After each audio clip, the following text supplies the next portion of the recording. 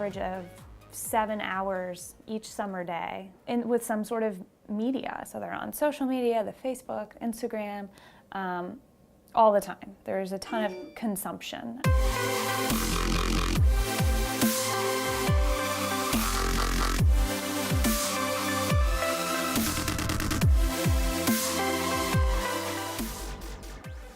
It opens up doors where you might not have teachers or you might not have schools. You can have a handheld device, you can have a tablet.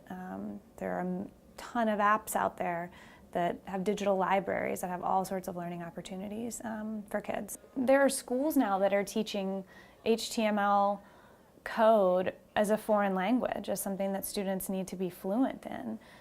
So giving kids the opportunities to build their own websites in the summer, to build their own games, is huge.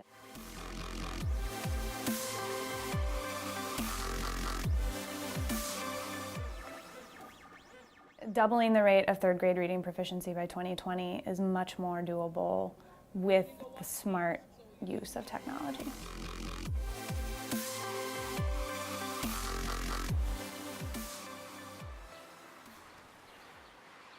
One of the things that we love is seeing young people be creative, designers, engineers, think through problems and create solutions to real-world problems. Technology is a really important tool in that, and it's something that is used every day here.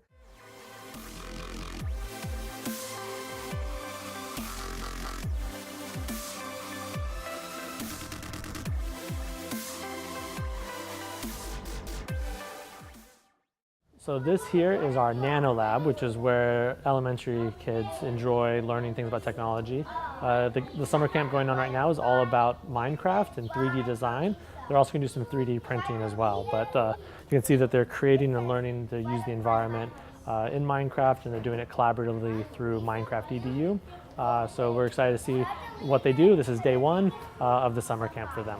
Let's go to a place where everything is made of blocks, where the only limit is your imagination.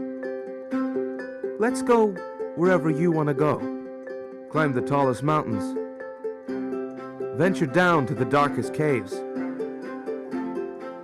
Build anything you want. So Minecraft is an interesting game because it is a 3D environment that you are building and you interact with others in it. So you translate that as a tech tool, all of a sudden you can design 3D objects that you're going to 3D print in real life. I made a building. We're taking some of those objects, the things that they create, and 3D printing them. So it's an interesting take on Minecraft that maybe one wouldn't initially anticipate, but is a great application of it in an academic environment. And I don't know how it made an arrow.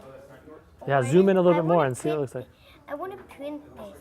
Okay, we can definitely talk about printing it because this is your free build right now, and make sure you save it. So this is a 3D printer here at the Tech Center. It's a TAS is what it's called. And basically a 3D printer, if you want to think about it this way, is a hot glue gun that's hooked up to a computer. The extruder is the hot part down here, and it melts plastic. That's called the filament, which comes from a spool. And kind of like an inkjet printer with two-dimensional printing, this is now 3D that does one layer at a time and builds an object.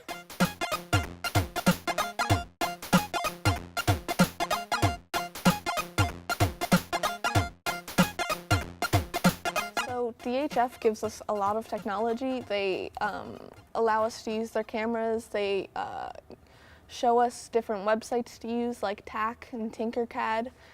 They provide us with electronic components like Arduinos, and when I first came to DHF, I immediately thought of computers when I thought of technology, and I didn't really realize that there was like a broader thing than that. Yeah, so this is something Sierra actually built, but it was an old piano that was just left here. She wrapped the heads of the hammer with a copper wire, which is connected to a makey-makey, and when you strike one of the keys, it sends an electrical signal to this, which is a Raspberry Pi. The Raspberry Pi is connected to Spotify, and that's what you see here is a playlist from Spotify, which is then played through the speakers.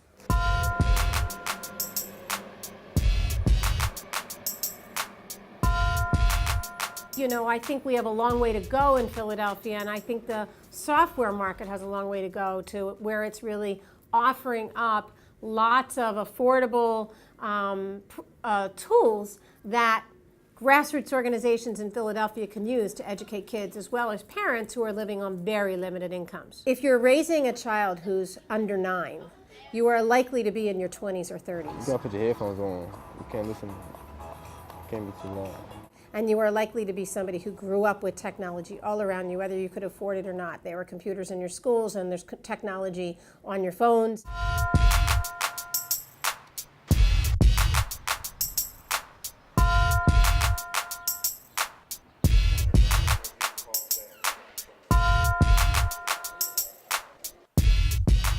Our goal is to introduce youth in underserved communities like North and West Philadelphia to creative computing. We want to teach youth to become creators of technology as opposed to consumers.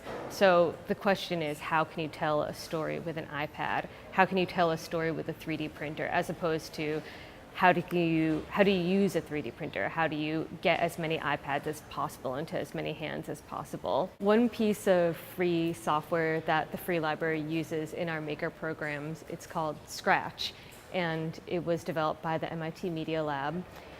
And what's lovely about it is that it really lies at the center of technology and literacy. So Scratch is a drag and drop, very easy to learn visual computer programming language. And it enables kids to create animations, music videos, games. You see where I'm going with it? Mm-hmm. So now it's going to look like he's walking? Mm-hmm. Yeah, that's a good idea. We were just working on, again, with the website with Scratch. And to be honest, I never even heard about that website, but I'm glad I did because it includes having to draw, and I like to draw a lot.